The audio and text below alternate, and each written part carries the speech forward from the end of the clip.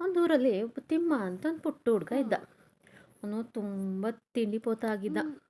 ಅವ್ರ ಅಮ್ಮ ಅವನಿಗೆ ಎಷ್ಟು ತಿಂಡಿ ಕೊಟ್ಟರು ಅವನಿಗೆ ಸಾಕಾಗ್ತಾನೇ ಇರ್ತಿರ್ಲಿಲ್ಲ. ಅವ್ರ ಅಮ್ಮ ಯಾವಾಗಾದರೂ ಇಲ್ಲಿದ್ದಾಗ ನೋಡ್ಕೊಂಡು ಅಡುಗೆ ಮನೆಗೆ ಹೋಗಿ ಅಡುಗೆ ಮನೇಲಿದ್ದಿದ್ದ ತಿಂಡಿಗಳನ್ನೆಲ್ಲ ಕದ್ದು ಕದ್ದು ತಿಂತಿದ್ದ. ಒಂದಿನ ಅವ್ರ ಅಮ್ಮ ಅಡುಗೆ ಮನೇಲಿ ಲಾಡು ತಂದಿಟ್ಟಿದ್ರು.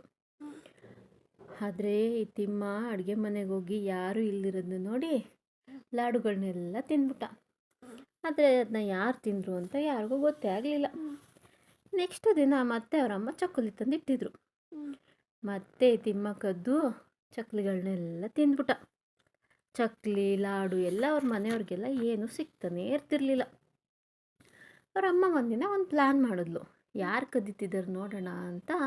ಅವರಮ್ಮ ಒಂದಿನ ಅಡುಗೆ ಮನೇಲಿ ಶುಂಠಿ ತಂದಿಟ್ಟಿದ್ರು. ತಿಮ್ಮ ಏನು ಅನ್ಕೊಂಡ, ಅದು ಕೂಡ ಒಂದು ತಿಂಡಿ ಅಂತ ಅವನು ಅಂದ್ಕೊಂಡ್ಬಿಟ್ಟು ಶುಂಠಿ ಎಲ್ಲ ತಿಂದ್ಬಿಟ್ಟ. ಆಗ ಅವನಿಗೆ ತುಂಬ ಖಾರ ಆಗೋಯ್ತು, ಅದು ಸ್ವೀಟ್ ಅಲ್ಲ ಅಂತ ಅವನಿಗೆ ಗೊತ್ತಾಯಿತು. ಆಗ ಖಾರ ಖಾರ ಅಮ್ಮ ಅಮ್ಮ ಅಂತ ಕಿರ್ಚಾಡೋಕ್ಕೆ ಸ್ಟಾರ್ಟ್ ಮಾಡ್ದ. ಆವಾಗ ಅವ್ರ ಅಪ್ಪ ಅಮ್ಮ ಎಲ್ಲ ಬಂದು, ಓ ಇಷ್ಟು ದಿನ ಕದ್ದು ಕದ್ದು ತಿಂತಾ ಇದ್ದಿದ್ದು ನೀನೇನಾ ಅಂತ ಕೇಳಿದ್ರು. ಆವಾಗ ಅವನು ಖಾರ ಖಾರ ಖಾರ ಅಂತ ಅವನೇ ತಿಂಡಿ ಕಳ್ಳ ಅಂತ ಅವನು ಒಪ್ಕೊಂಡ್ಬಿಡ್ತಾನೆ.